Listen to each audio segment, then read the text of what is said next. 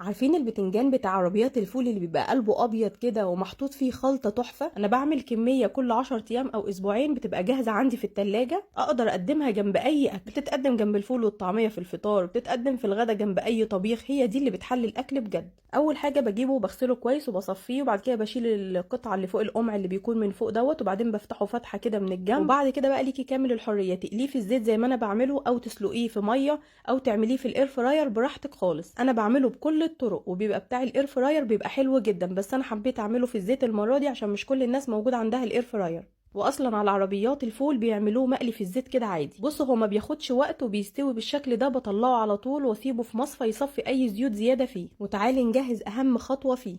هنعمل الخلطه بتاعته في الكبه. هنحط طماطمايه، فلفل رومي، فلفل حامي كتير جدا، وجزره واحده متقطعه كده هنبشرها طبعا معانا في الكبه.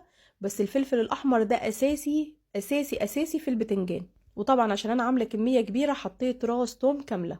هضرب الخضار ده كويس جدا.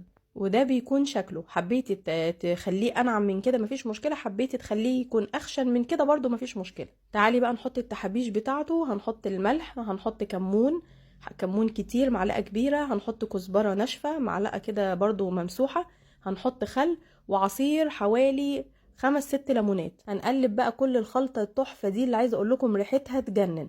الخلطة دي بقى انا معتمداها في كل الطرق بتاعة البتنجان، سواء مسلوق او مقلي او معمول في الاير فراير. بعد كده هنجيب بقى العلبة اللي احنا هنشيلها في التلاجة، نحط فيها كده معلقتين من تحت، وبعد كده نبتدي نحشي البتنجان. عايزه اقول لكم بصوا البتنجان لونه ابيض من جوه ازاي، حاجة كده تفتح النفس بجد. هنحشيه كله بالشكل ده. وبعد كده هنجيب بقية الخلطة اللي اتبقت وهنحطها على الوش بالشكل ده. في ناس بتحط مية، بس انا بحس ان المية هتخلي البتنجان يعني الملح بتاعه يقل. انا بحب احطها زي ما هي كده، زي ما بتتبقى بالخل وبالليمون بتاعها. بغطيها وبسيبها في التلاجة. وده شكلها بعد ما قعدت ساعتين في التلاجة. بصوا مش بقدر استنى عليه اكتر من كده، طعمه كان خرافة.